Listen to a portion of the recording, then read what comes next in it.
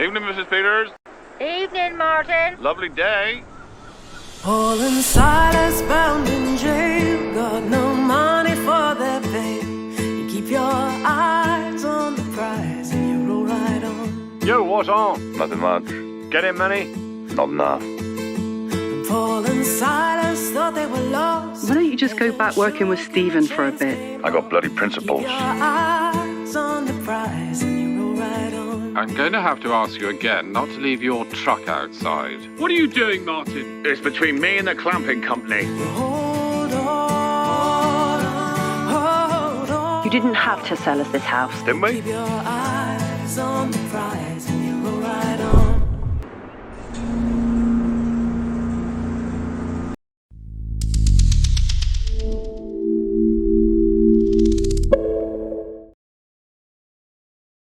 Hoi, ik ben Noor van Cineville. Wat ontzettend leuk dat jullie er allemaal zijn voor deze tweede live viewing party. En ik hoop dat het goed met jullie gaat allemaal in deze gekke tijd die bijna eigenlijk normaal lijkt te zijn geworden. Ik heb in ieder geval inmiddels flinke ontwenningsverschijnselen, want ik ben echt wel veel te lang niet naar de bioscoop geweest. Normaal doe ik dat heel vaak.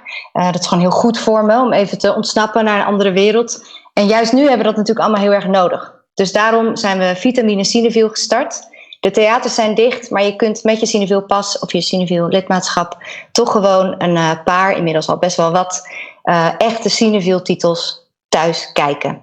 Er komen elke week nieuwe films bij, maar goed, die kijk je dan natuurlijk wel vanaf huis. Dus in je eentje, of misschien met z'n tweeën. En wij missen dat samen kijken heel erg. Dat samen lachen en samen schrikken of samen geïrriteerd worden als iemand heel erg hard zit te kauwen voor je.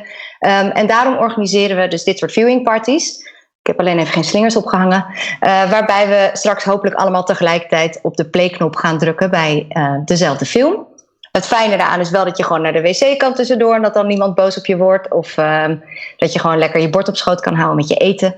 De film die we vanavond gaan kijken is Bait. Dat is een echte primeur. En daarna doen we een Q&A met de regisseur Mark Jenkin, die in gaat bellen vanaf Cornwall in Engeland. Ik ga eerst even het saaie technische gedeelte uitleggen. Je kan de film alleen maar kijken met je Vitamine Cineville account. En dat kan dus alleen als je Cineville lid bent.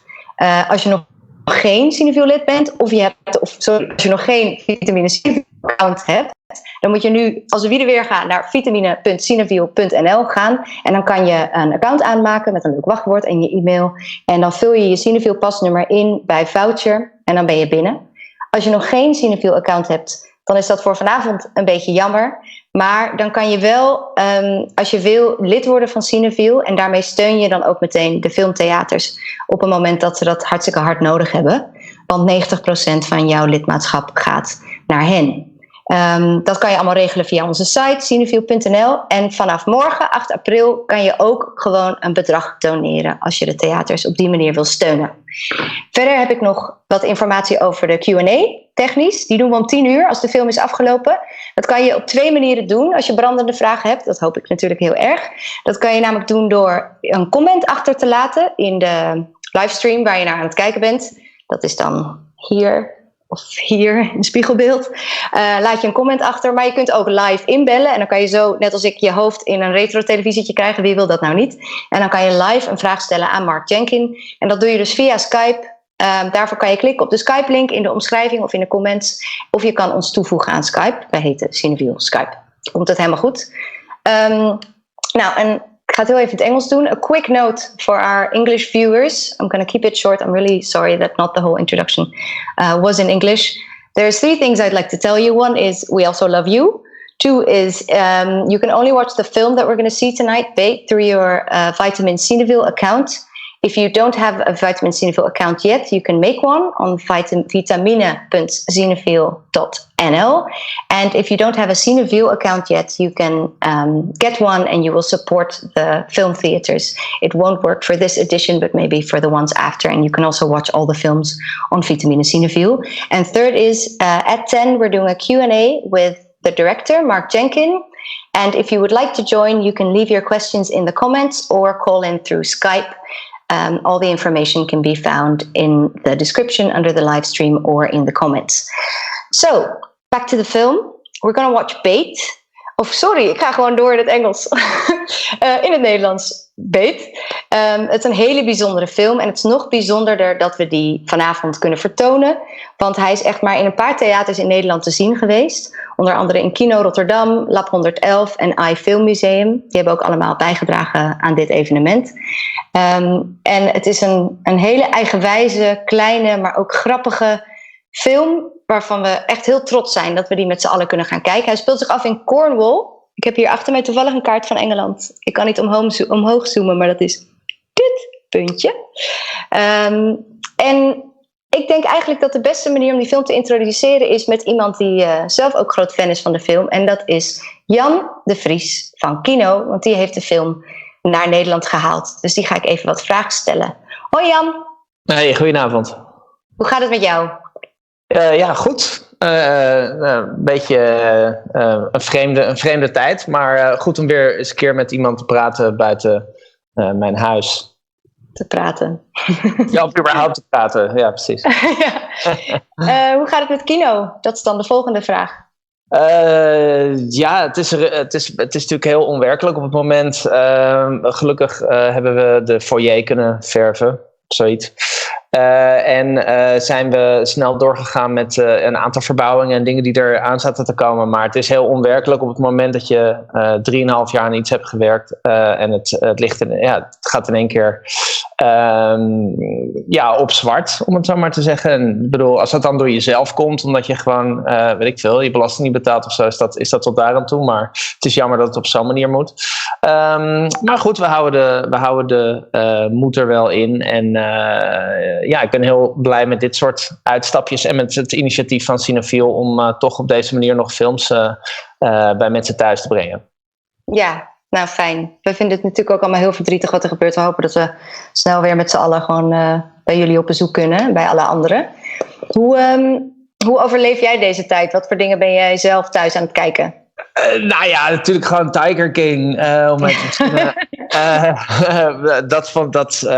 Blijft een van de meest onwerkelijke dingen die ik gezien heb. Maar eigenlijk ook een beetje de gaten invullen van films waar je misschien eerder dan niet de tijd voor had genomen. Ik had bijvoorbeeld nog hier en daar een Coen Brothers niet gezien. En Rocky bijvoorbeeld niet. Dus ik heb juist wat rare soort van grote missers die in mijn films die ik nog niet had gezien. En het is natuurlijk heel mooi dat je nu op een aantal platforms dingen kan kijken. Bijvoorbeeld natuurlijk op jullie eigen kanaal heb ik Your Name nog een keer gekeken. Wat ik een prachtige film vond. Net zoals Minding the Gap overigens.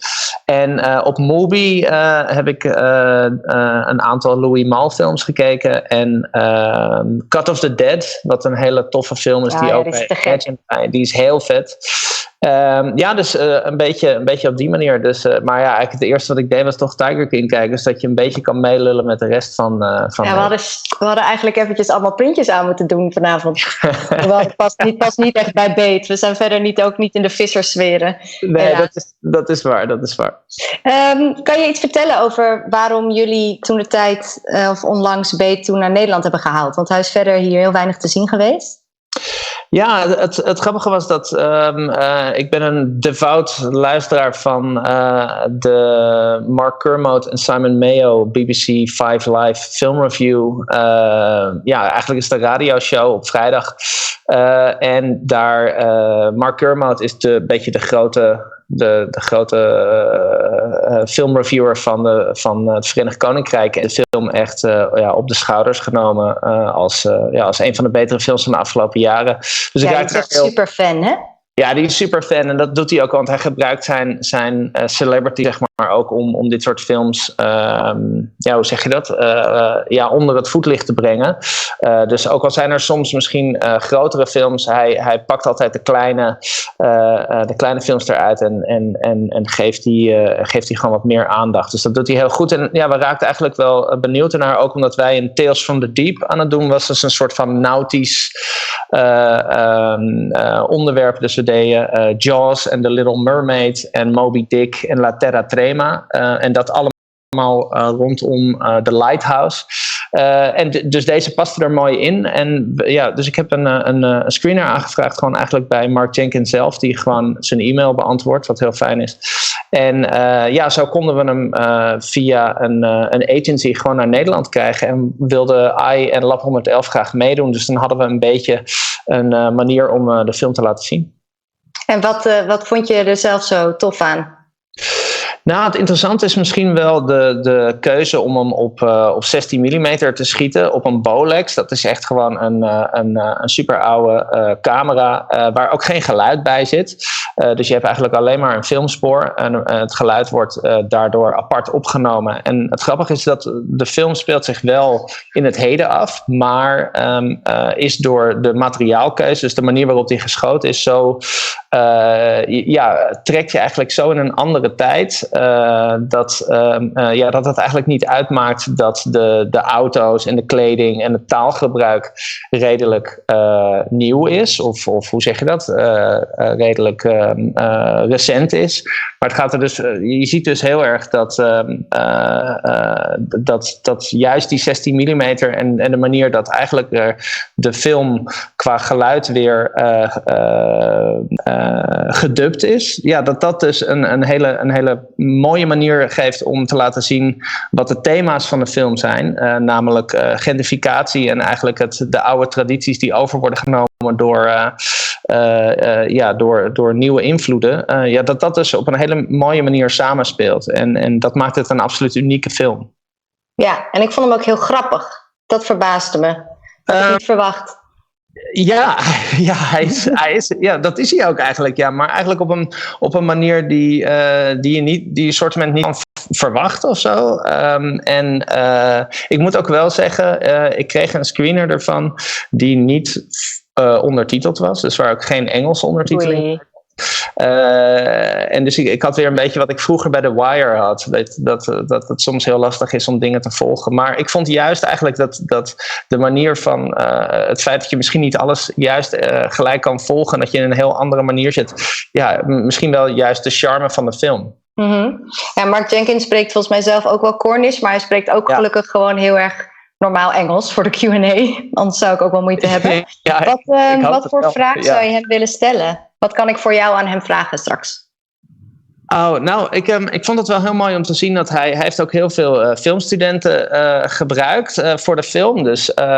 Dus hij heeft heel veel mensen die op het punt stonden bijvoorbeeld de universiteit af te maken, dat te doen. Dus ik vroeg me af of hij weet of een van die mensen met de ervaring die ze hebben opgedaan met het schieten van zijn film misschien een eigen project zijn begonnen. Ook omdat hij alles zelf schreef en bijvoorbeeld ook de ontwikkeling van de film, dus het materiaal zelf heeft gedaan.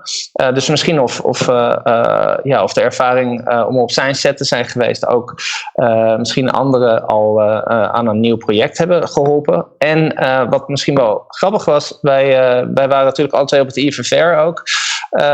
En daar was Mark Kermode ook. En daar stond ik toevallig een bier drinken en die zei dat hij een heel groot huis in Cornwall had gekocht. En nou gaat de film over de gentrificatie van mensen van de grote stad die met hun geld een dik huis kopen. Dus misschien is het grappig om te vragen of wat zwaarder weegt. Dat de promotie van de film zo goed is gedaan door Mark Kermode of dat hij toch onderdeel van het probleem is. Het huisje van Mark Jenkins' oma heeft geruïneerd. Ja, okay. Of eruit heeft geschopt. Ja. Ik hoop het niet. Nou, ik ga het doorgeven. En tot die tijd wachten we allemaal in smart tot we weer open kunnen. En tot jullie natuurlijk weer allemaal waanzinnige dingen gaan doen. En denk ik dat het verder nu een goed moment is om in te starten. Wil je met me mee aftellen straks? Blijf je zeker. Oké. Nou jongens, ga er lekker voor zitten. Pak je dekentje, pak je kat, pak je drankje, pak je snacks. En zet je vinger op de playknop op Vitamine Cineville. Ready? Ja? Oké, Jan, let's go. 5, 4, 3, 2, 1. Go.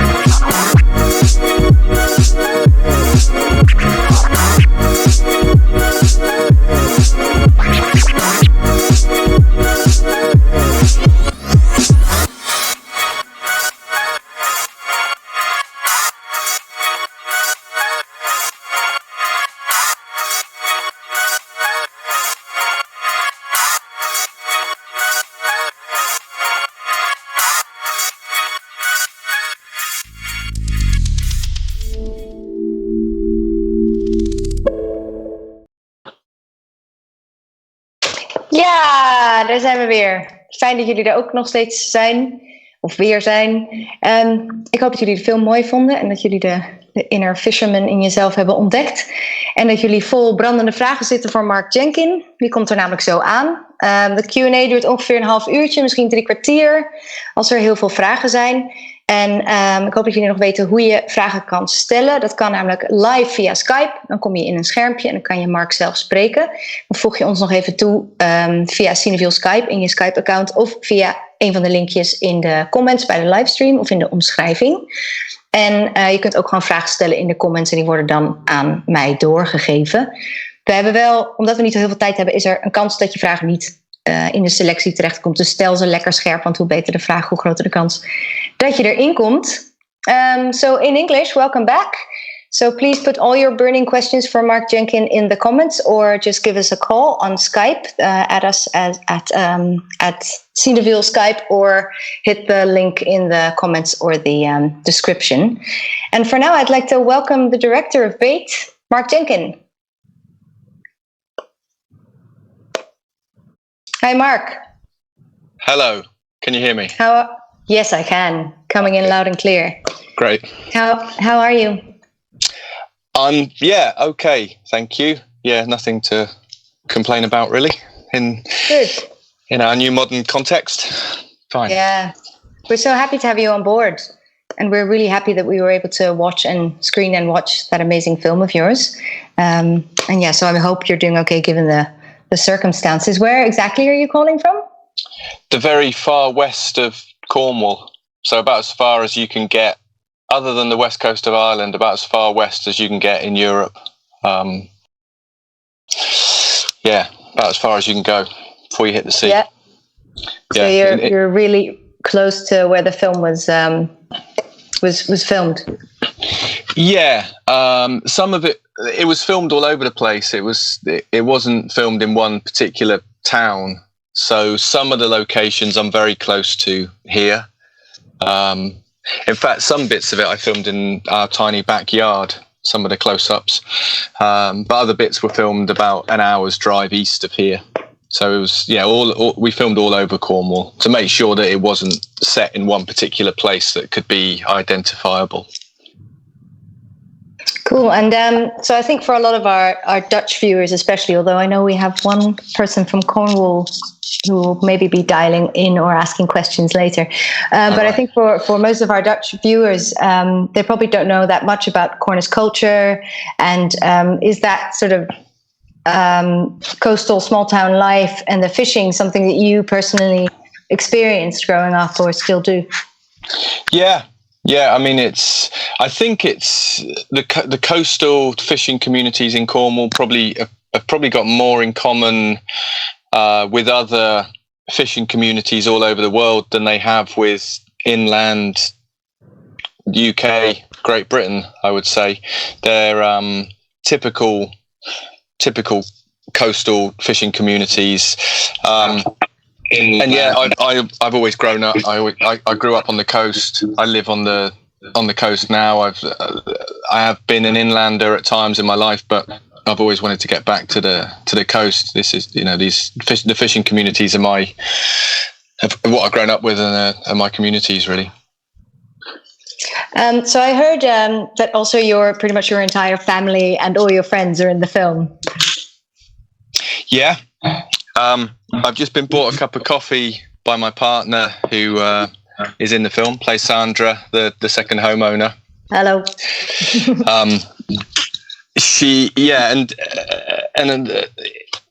In Cornwall, we're quite self-sufficient in terms of the film industry. So most of the people that I know and I'm friends with, I've met through work down here, really.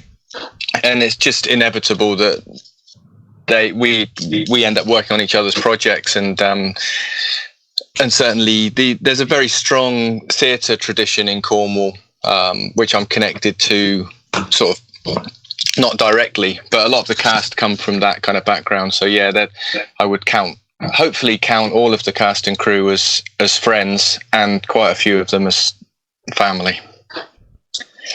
And this did take. I heard the film took quite a long time to make. Like it was a long time in the making. What made you take that leap to actually go and do it? The leap was the producers raising the money to make it. I'd been ready to leap for a long time with it, and it had almost got green lit and gone into production at various times over the last 20 years. But it was when I started working with my with the producers who ended up producing Bait, Kate Byers and Lynn Waite from Early Day Films. They managed to finance the film, and we went and shot it as quickly as we could once the money was in place. So it was in a very long period of gestation, 20 years from writing the first draft through to locking the edit. But it wasn't through lack of trying. Through to doing the festivals and releasing it, and now screening it on very tiny screens in the Netherlands. Yeah. So I think we actually might have our first Skype caller coming in. Okay. Let me see if Job is already in the building. Yes. Hello. Hello. I was lucky enough to catch the film when it was playing in Amsterdam in February. All right. And one of the things that struck me the most was the sound of the film. Obviously, you re-recorded all of the sound after filming, and that in itself is not unusual, I believe, in cinema. But in your film, it sounds so different and strange. It gets, you feel kind of disconnected. On the other hand, it didn't take me out of the film. Can you talk a bit about how you approached that and how you managed to do that? Yeah, sure. I mean, interesting what you say, that it is kind of it's a strange effect when you watch it and listen to the sort of disconnected sound, but it doesn't take you out of the film either. I think that's really great, because I love the artifice of film. I like films that are clearly films and don't pretend to be anything else. But I also have a great deal of respect for our suspension of disbelief, our ability to watch something and just adapt very quickly to a different type of film. So I'm glad that it worked for you in that way. The sound, the creation of sound was really born out of the limitations of the way that I work. So I work with a clockwork camera that's very loud. It doesn't run at a continuous frame rate, so it's very difficult to record sync sound at the time. So first off, my thought was I'm going to have to add all the sound in afterwards, and thinking that was going to be difficult and a lot of work, which of course it is. But I thought it was going to be a negative. But once I started working in that way, I realized that adding the sound afterwards is just a real joy, because I do it in the comfort of my own studio. It's not dependent on weather or a huge amount of collaborators. I can get on with it whenever I want and actually be incredibly creative with it.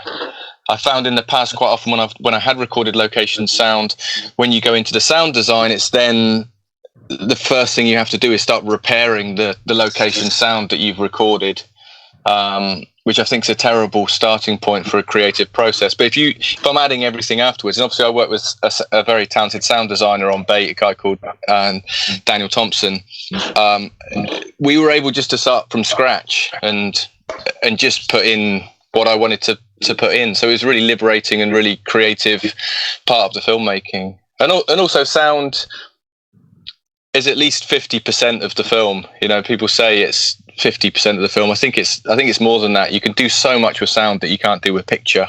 So starting from nothing and just building and layering and adding in the sound world I find that such a joy, such a great part of the process. Would you do it again like this? Yeah, every time. In fact, we made a short film not long after Bait was finished, where we used a different camera where we could record sync sound, and I chose not to record any location sound, even though we could have done, and I wanted to do it later. And I should apologise to all location sound recordists. It's nothing against your craft. It's just I do like shooting silently and being much freer on the shoot. with the camera, and then also being much freer with the sound in the post-production. All right, thanks. Thanks. Pleasure. Thanks for the question. Cheers. Yeah, there's somebody else coming in through YouTube. Ewan is also asking about the audio and how you directed the actors, given that it was all added in post. Well, on location, directing the actors was exactly the same as if we were recording the sound. You know, the cast still delivered the lines. I think, you know, obviously I didn't act in the film, so I can't really speak for them, but I think the actors probably went through the same process that they would have gone through, you know, psychologically speaking, if sound was going to be recorded. And actually what I found was what the actors actually say, the sound of the words and the dialogue is much less important than the actual physicality that they have whilst delivering the dialogue, and the meaning is in between the words rather than within the words, I think, on this film. And the actors all then came back months later. Once I'd processed the film and cut the film, the actors then came back in one by one and recorded the dialogue again in my studio, and they were just brilliant. You know, I'm incredibly skillful people who've got a craft, who came in, you know, some of them were first time actors, but a great level of craft, and it wasn't a surprise that they were going to have to come back in and record the dialogue, and they came in and I've said it a few times actually. I've said, you know, that it was easy, but that's very easy for me to say, but they made it look very easy. But yeah, in answer to the question, I direct the actors exactly the same as if I was recording dialogue on location, and I think the actors probably work in exactly the same way. Yeah, the delivery makes it so much more deadpan and funny as well, in a way. Yeah, I like to try and remove the theatricality from the performance, or to encourage the actors to remove the theatricality from their performance, and it's strange because in some ways it creates a new type of theatricality. But I like to minimize performance as much as possible. There's some people on YouTube also commenting on the actors and how great they are. And there's two people. Peter is asking how you found Chloe, who plays Wenna. Actually, how it's phrased is, how, for God's sakes, did you find an actress like that? Was it an audition or just a great find? And then Jan is also asking, how did you get Georgia in this movie? He thought she was a singer in Jockstrap.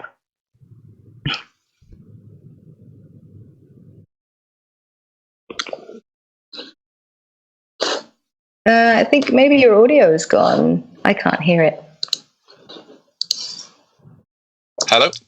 Yeah, you're back. Okay, I don't know what happened there.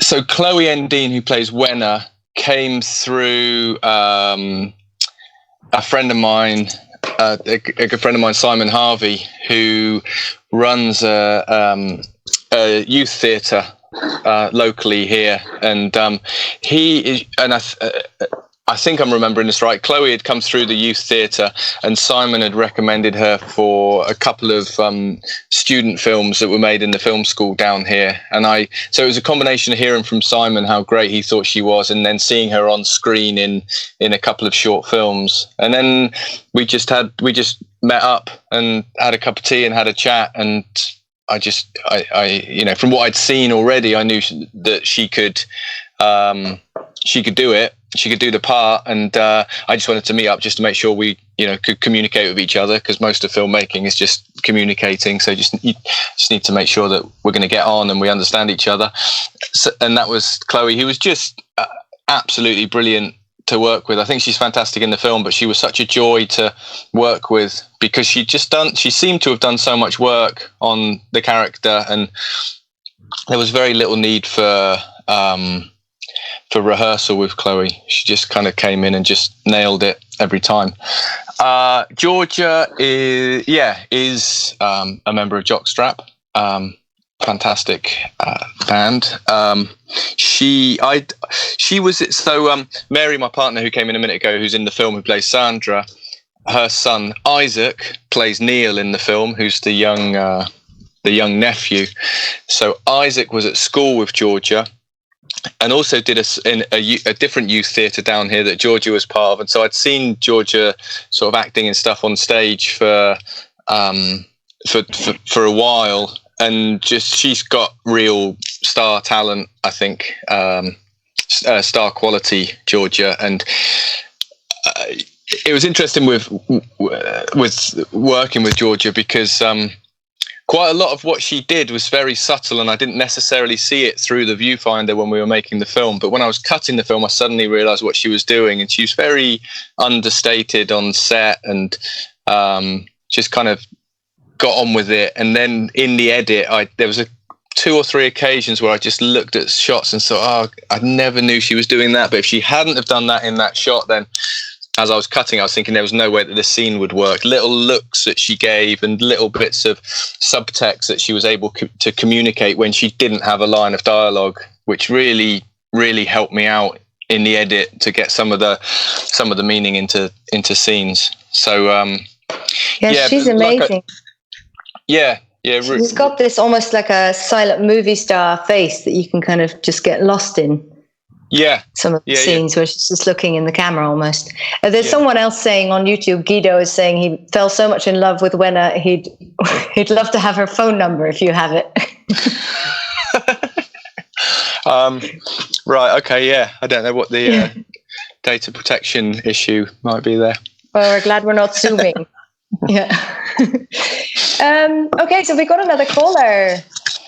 Benjamin. Hi. Hello. Hey, Mark.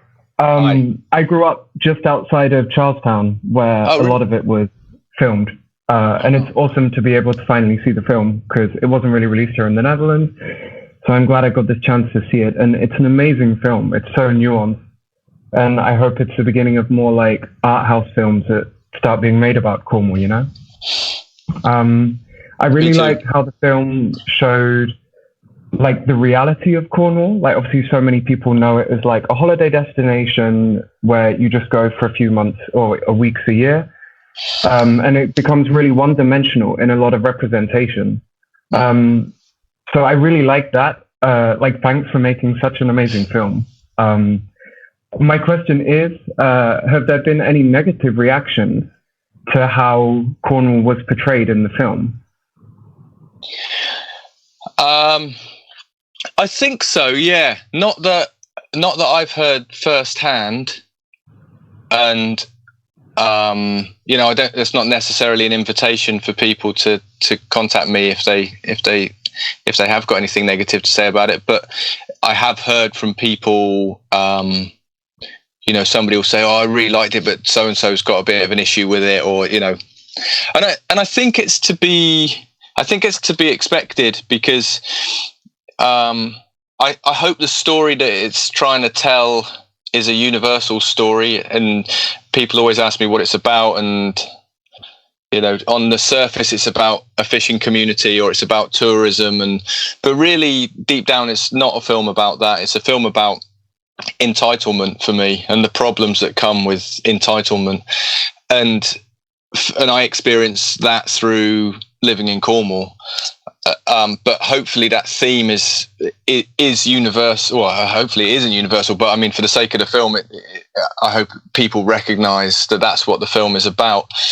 But having said that, you know, the film's been played all over Europe and in America and Australia and places. And so I think in terms of the setting, there's a level of distance that every audience has, except for that Cornish audience, who might be a bit rawer too, you know, a bit more raw, a bit more close to the bone, as we say, you know, closer to the surface. Yeah. And people may think that the characters that I wrote and created and that the actors developed and put onto screen are somehow a comment on them. And that's, you know, I think that's inevitable. I've had people, you know, pretty prominent people within the community here within the fishing community I had a guy sort of come out the pub, and as I was walking past, and he just came up and said, just shouted across, went, "You, I seen your film." And I stopped and looked over at him thinking, and this silence, and it seemed to last about 2 weeks. And then he finally went, "Liked it." And for me, that was the best review I'd ever had. You know, you could put aside all of the other reviews, that the fact that he's from this world, and also he would be somebody who might have a problem with some of the portrayals or some of the comments that the characters are making, which ultimately come back to things that I've written in the script. So yeah, I think, the support within Cornwall has just been completely overwhelming. I was in the field behind the house here we were doing our 20 minutes of exercise that we're allowed to do outside each day at the moment. And, somebody I've known for a long time, haven't seen for years, just walked down the footpath and, she just wanted to say, congratulations on the film, and it's great.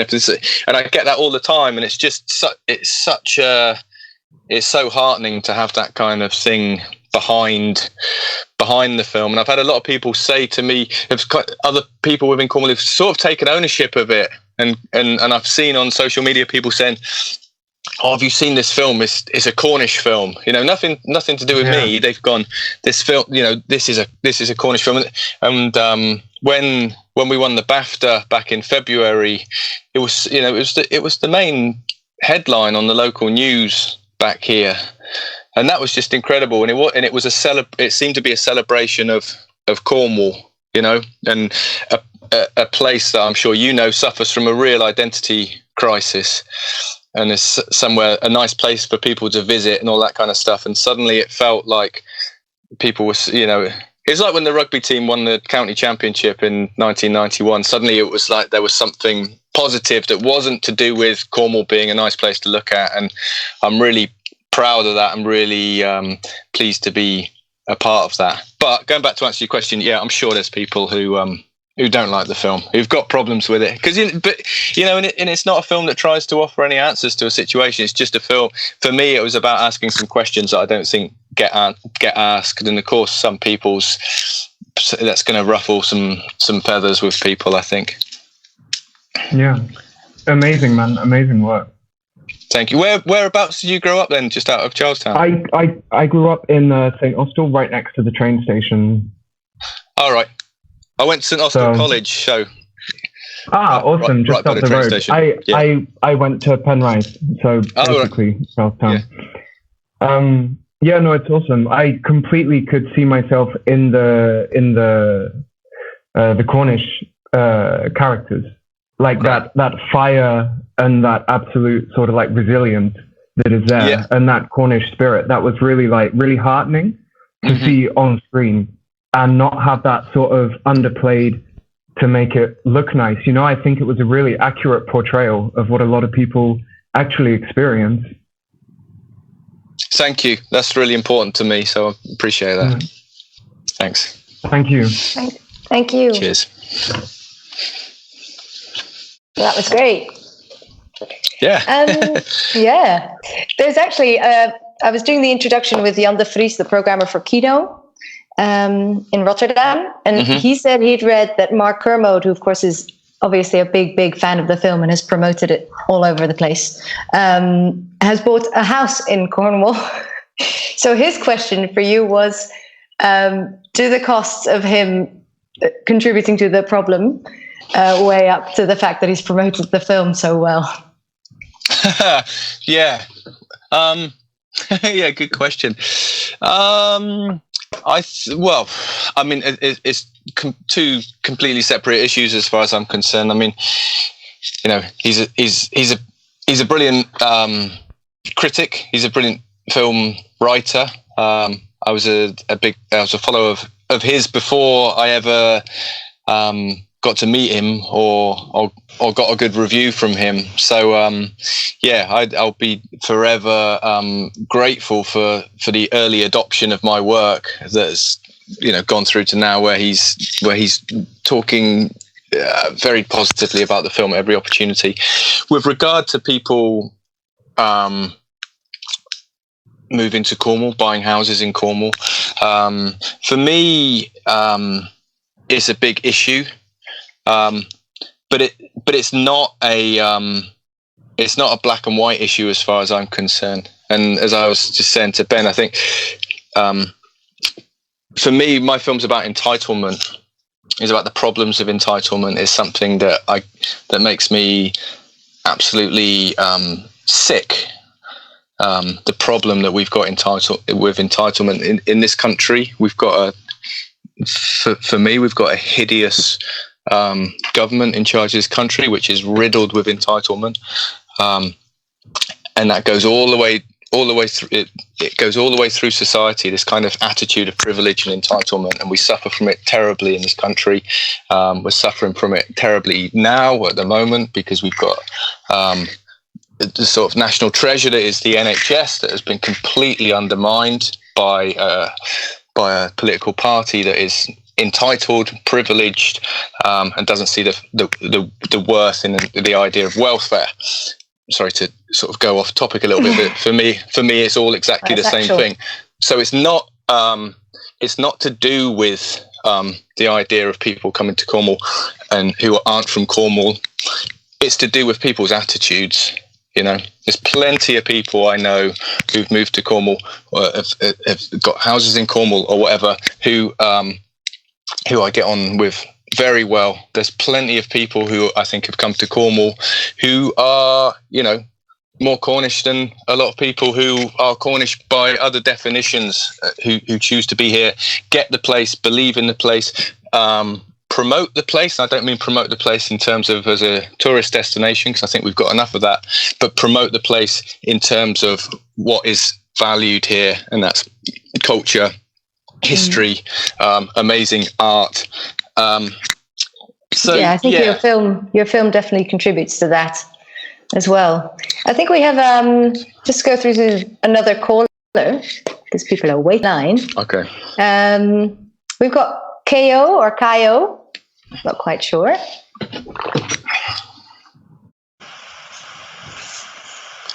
Hello. Hi. Hello. Hi. Is it Kayo or Kayo? Kayo, my mum and my brother Eliash. Hi. Hi. My mum's British, we're half British, but we live in Amsterdam. And for us, the film definitely had a personal connection because of the gentrification going on here in Amsterdam and also tourism. We all laughed very much at the boat scene with the guy with the big penis down and everything. That happened outside here too. But we were wondering what was your personal connection? What was your starting point to this film? For the story. What was the starting point for the story?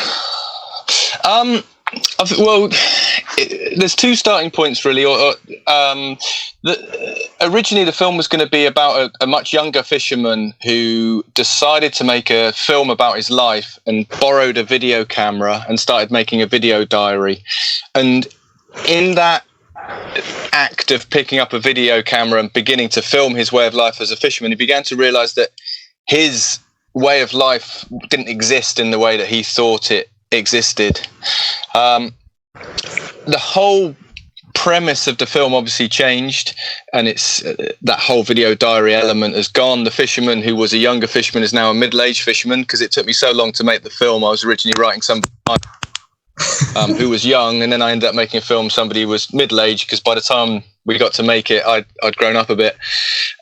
So the whole kind of premise changed, the setup changed, but the theme stayed the same, which is what I was talking about. The question before was that sense of growing up in Cornwall, in a place that was industrial with regard to the fishing, but had been turned into something that was about leisure. And it was like the new industry had come in, the fishing had shrunk for whatever reason, not just, it's not because of tourism that fishing has declined, but this decline of fishing, this idea that was promoted that tourism is where the money is. I grew up in a place that had gone from being industrial to being a leisure place, really, gone from industry to trade. And I think, when I was a teenager growing up, I wasn't having those thoughts. I wasn't sort of clever enough or aware enough or even bothered to really think about what was going on in the place. But as I've got older, I kind of realized what had happened and why it had happened and why it continues to happen, why people with money or a sense of entitlement, that word again, can just come in, and because they've got money, they've got a right to do anything. And I think that's fundamentally wrong. And I think that's the kind of gentrification's a really tricky topic. I think, again, it's not a black and white issue that can be addressed, but the sense of entitlement that comes with people with money. I realized how many people have been compromised by that in the place that I grew up and in these kind of communities. And so I think having had the film in development for 20 years, I realized that although the whole premise of the film had completely changed, the theme had just got more and more distilled. It hadn't changed at all. It was about entitlement and privilege and the problems that come with that. And not, and again, not meaning to demonize anybody necessarily, but it's people, different people looking for something in a very specific place where there maybe isn't enough room for all of those different points of view and those different priorities that people have. If that answers your question, it's a little bit rambling. Would you see your film as a protest or some kind of political action then? No, not really, because I haven't got any answers. I've just got questions. Because the problem for me, what makes me, again, it's not a black and white issue. What angers me is that people don't talk about these things. And what happens is you get to a point where people who are alienated, frustrated, don't think they're being listened to, don't think they've got a voice, suddenly blow up, and their frustration and their alienation manifests itself in really dangerous, horrible ways. And that's everybody's responsibility to listen and to appreciate all different points of view and accept that actually we may have different points of view, but ultimately we're all exactly the same. But if you ignore people for long enough, this frustration is very dangerous. Yeah. I think we'd agree with that. We're totally with you. So would I. Great. Yeah. Thanks, guys. Sorry, you cut out there a little bit. Oh, I was just saying we're totally with you on the entitlement issues, and especially, for me and for them being half British, seeing what's going on right now with the NHS and especially with the coronavirus now, really putting that into sharp focus. What's interesting here, and I can only speak for my experience, is that all those people who have been ignored or used as pawns and their frustration used for populist political ends are the people who are running the country at the moment. And that's it's not the people with the money and the power. If they're out of action, the country doesn't stop. The country stops when working people can't work, and it's as simple as that. And we've got to listen to what's going on now. This is the world stopped because working people aren't working. Yeah, absolutely. I think if it's Eliash also has a question for you. Quite different, but what kind of advice would you give to a young filmmaker? Do the thing that excites you. it's got to be fun, you know. I think everybody gets in. I can't imagine anybody gets into film for any other reason than they love watching films, and then they want to make films. And you've got to keep that love going. And that's what I did. I went back to working with film, with handmade film, which is what I started out doing when I was 16, 17 years old, and couldn't contain my excitement for shooting rolls of Super 8, you know, which are here on the shelf behind me, some of them.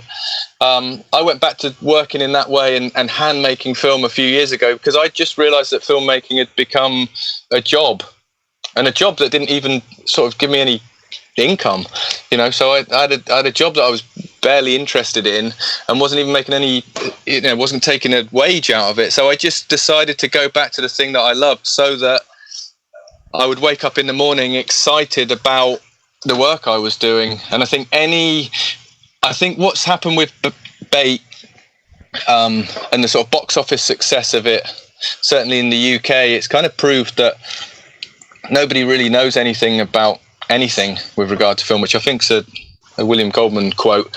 And the art form is only 125 years old, and we really haven't done anything with it yet. So if you're a young filmmaker, the responsibility on you is to move the art form forward. And the only way that you'll do that is through experimenting, trying new things, taking a couple of old things and combining them together in a new way, but mostly having fun, so that your energy levels are high enough to create work. Because it does take a long time, you know. It's not easy to do. You know, it's a very privileged thing to do, but it takes a lot of energy. So you've got to enjoy what you're doing. So my simple answer would be do what you enjoy. Thank you. Thanks. Thank you. Pleasure. Thanks, Thank you. guys. Thanks a lot. Bye. Cheers. Great to have so many Brits in the house. I'm actually half British too, so I'm listening. All right. Listening and thinking. So it's good that you started talking about filmmaking and your obvious love for the medium and the art, because there's lots of people asking about your influences. Meander is asking which movies inspired you to make this one, and Stephanie is asking about your editing, because it's quite interesting and different and more constructivistic than you would expect. So why'd you choose those, for instance, those flash forwards, and are they referenced to anything? I suppose in the closest reference there is in film is probably to Nicholas Roeg and his approach to chronology within films and jumping around in time. I think you know, the flashback is an established device within cinema. A flash forward is used less often, but for that reason, I find it a flash forward's really powerful. I think there's quite a lot of reverse engineering of what I've done, so I can see bits of Nick Roeg's influence in what I'm doing in terms of the editing, but most of it's born out of the limitations of how I work. So just to outline what I do, before we shoot the film, I obviously write the script, and then I write a shot list, which just comes from me watching the film that I want to make in my head before it's been made, and writing down all the shots I see. So then when we shoot the film, I just shoot the shots that I want to put in the film. So I don't shoot coverage. I don't shoot a wide shot and then go in for close-ups and mid-shots and reverses. I just shoot the fragments that I think are going to be in the film, which is all very well until I get to the edit, and then I piece them together and realize that I could really have done with a wide shot to cover a bit of action, or I've got something missing from the scene, which means the cutting rhythm is disturbed. And what I'll do then is look at the rest of the footage that I've got and drop in a shot that's not from that scene. It might be from a scene that we've already seen. It might be from a scene we haven't yet seen. So it'll be a flash forward. And so I create the collage within the edit out of necessity, really. It's only afterwards when I'm doing a Q&A and people point out influences to me that I then maybe adopt some of those influences retrospectively. But most of it is born out of necessity in the way that we shoot. We didn't have a big budget on bait. We didn't have miles and miles of film, so we just shoot one take of everything and then a safety, and like I say, no coverage. So the film is very much remade in the edit, and the script is certainly thrown away in terms of the chronology of the editing. And I love cinema for the fact, for the things that it can do that no other art form can do, and that for me is close-up montage. Photography has the close-up, but it doesn't have time-based montage. Theatre can have montage, but doesn't have the close-up. Where cinema really works beautifully is in those spaces between the other art forms. So for me, close-up montage is just a beautiful cinematic thing, and that's why there's so much of it within the film. Lovely. What about the music? That's the last question coming in from YouTube, Barry, and we've got one last caller afterwards. And Barry's asking about the composing, because he said, I looked for the composer of the film score in the credits, but it wasn't credited. Turns out that it's your own work. What's the process of composing like? Did you have the score before you filmed, or was it developed afterwards? It was done accidentally, and I'm no musician, and having written the film and directed the film and shot the film and then processed the negative and edited the film. Once I'd then done the score as well, it felt one thing too many, which was why I didn't credit myself, and I didn't feel I had the right to really credit myself for the score, because I don't consider myself a musician. But the score was created. I was deep into post-production on the film, so I'd spent 3 months hand processing the negative, and then I was cutting the film myself, and I was very much on my own. I'd gone from the shoot, which is a very collaborative experience where you're with a lot of people, and then the end of the process, or towards the end of the process, is bringing back in the actors to do the revoicing, and also then doing the sound mix where I'm collaborating again. But this long period of about 6 months where I was hand processing the negative and then cutting the film, it was just me in the studio, and it had really taken over my life, and I couldn't sort of share any of this with anybody. And a friend of mine, Gwen-O, who's a musician, she said, "Oh, you should get one of these little analog synthesizers to play around with," which had just come out, and they were quite cheap. And I thought, that's the distraction I need. I'm going to try and make a few sounds on this synthesizer in the studio to distract me from the film that was kind of taking over my life. But what happened was I started making these drone sounds using an echo box and a reverb box and recording it to tape and all of this old kit that I had acquired and was experimenting with.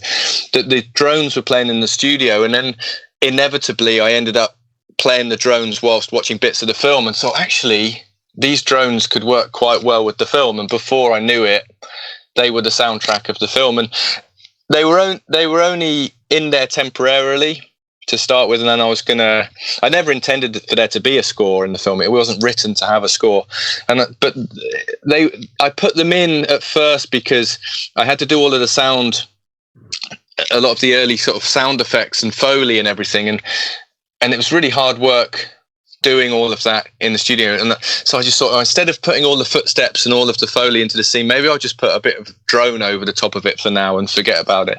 And then they stayed. And then the producers said to me that they really liked the drones as well. And I thought, well, they can stay. And and I thought they worked really well. But it was at that point I thought, right, I'm not going to credit myself with that. It's one credit too many. But then when the film came out, yeah, but then the film came out, and then Reg from Invader Records, who've now released the score, got in contact and said, "Oh, who did your score? Would you be interested in putting it out on vinyl?" So now I've got a record out, which is, I think, is the biggest surprise out of all of this is to look at my records collection and see the Bait original soundtrack recording by me. But nice. yeah, I didn't set out to do that. It happened by mistake. All right. Well, we've got one last person coming in through phone, but he won't be popping up on a screen because he doesn't have a camera. Okay. Harvey, are you there? Yes. I'm just going to pass you on. Hello. I'm just going to pass you on to the person who'd like to ask the question. Hello. All right. Hello. Hello. Hello. Hello. Hi. Hi there, Mark. Hi. I'm Addie. In London. I just wanted to say, really, first of all, thank you so much. I'm a huge film. I love film very, very much. And just to say, your film is the first film I have seen for many years that has actually moved me, touched me, and I've absolutely adored. Absolutely fantastic on so many fronts, and really thank you so much, and also to all the crew and who worked on it. Really fantastic. Thanks, Eddie. Well, thank you. I was going to say that I felt like in the final scenes that there was a sense of even though some of the ending it felt a little bit like it was they were sort of going out. I'm sorry, I'm a bit shy. I was writing an awful lot of notes here, and they're just a big mess. I was sort of thinking that even though they were sort of going out, and there was definitely you were left with a sense of even as the outside is the inevitable encroachment of the outside, I felt there was something really hopeful in these individuals' defiance, and that they'd taken it upon themselves and sort of found themselves in defiance against this encroaching sort of capital machine coming into the community. But what I found was a sort of sense that they were a constant in this kind of ebb and flow, sort of even as these outside forces are coming in, they would sort of sort of taking it in their stride. We don't know how long they've got to continue in this way, but there was also a sense that that there's something about the landscape and the sea in the film that would remain anyway a constant, that would be that these livelihoods would at some point return again. I don't know. I mean, it was there's an awful lot. I suppose I was going to originally ask because it is in Cornwall, but I've only been to Cornwall once. I was lucky enough to go there to study something from the Barbara Hepworth Museum. All right. Yeah. And I just wondered if you had, coming from there, whether the sort of relationship to, the landscape, that you'd been influenced at all. I know that you make films, and this is sculpture. But I suppose I was wondering if I felt that there was some sort of something there. Sorry, I'm going on so long. You've not had a chance to talk. Sorry. No, that's fine. No, I'm really glad that that's how you read the ending of the film, because that's exactly what it means to me. It's that people will continue. People are strong, and in times of adversity, people are really strong. People can do amazing things, and that's what the end of the film tries to capture. That it's not a joyous thing that they do at the end of the film, but it's the thing that I was gonna say born to do, but that sounds a bit Hollywood. You know, it's the thing that they do. It's what these people do, and they get on with it, and they, you know, it's not, like I say, it's not joyous, but they continue, and they'll continue long after places like Cornwall go out of fashion, you know. Yes, that things will come and, you know, these things will come and go, but certain constants remain, and those people are meant to be there. You know, they're of the place, they're of the landscape, they're just as of the place as the bedrock of the place, and they'll keep going. You know, in the face of incredible odds against them. And I'm not speaking just about Cornish fishing communities. I think all communities, you know, people survive. People are amazing. Especially when they're together. So it was very important that there's three of those three disparate characters were together on the deck of that boat together. It wouldn't have worked if it was one of them or even two of them. It had to be three of them. And the key for me is that the youngest person on the deck, who symbolizes the continuity, is female, and I have to credit Kate Barr as a producer of the film, because that character originally was going to be a boy, and she said, how about that character is female? And it was just a stroke of genius to turn her into, honestly. And you know, and that's really important. The one character in the film who never lies, who never alters her behavior, who never stops pointing the finger at what she sees and pointing out what's going on. She's the one constant in the film, and she's the future on the deck of the fishing boat at the end, and that's the point of it, really. In terms of, you know, you're saying about Hepworth and the landscape, and I think for me, I do wonder whether I'm proactive or reactive in terms of the way I approach portraying the landscape down here, because I in some ways I do think I'm often reacting against the way that I see Cornwall put on the screen, and how it's portrayed in art. But in other ways, I try not to think about what I'm doing.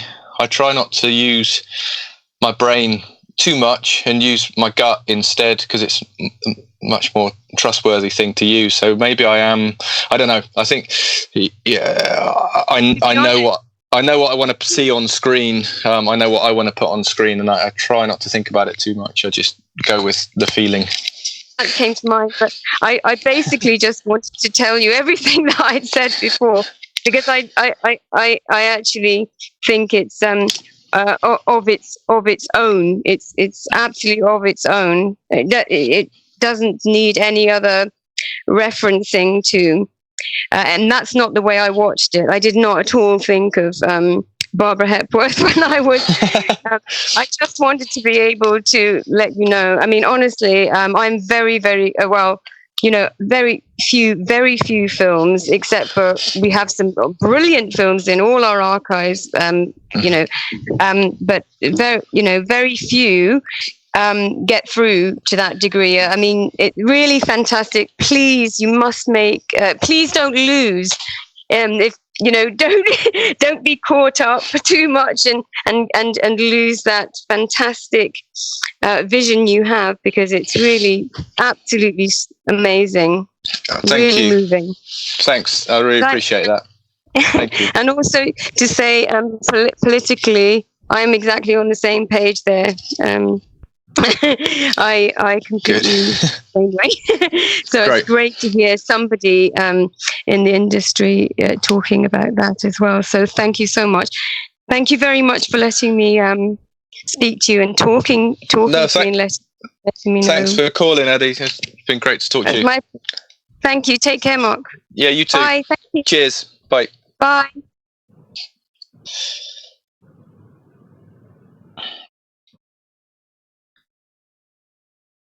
Sorry, my mic's off. I said I have absolutely nothing to add to that. I think that's a wonderful way to close off the Q&A, talking about the strength of community and human perseverance and all that in these times. Thank you so much for joining us. Thank you, and thanks. I agree with everything Addie said. Oh, brilliant! Thank you, and thanks for inviting me on. It's been no problem. Pleasure to talk on this very small television set. Yes. All right. Take care. Okay.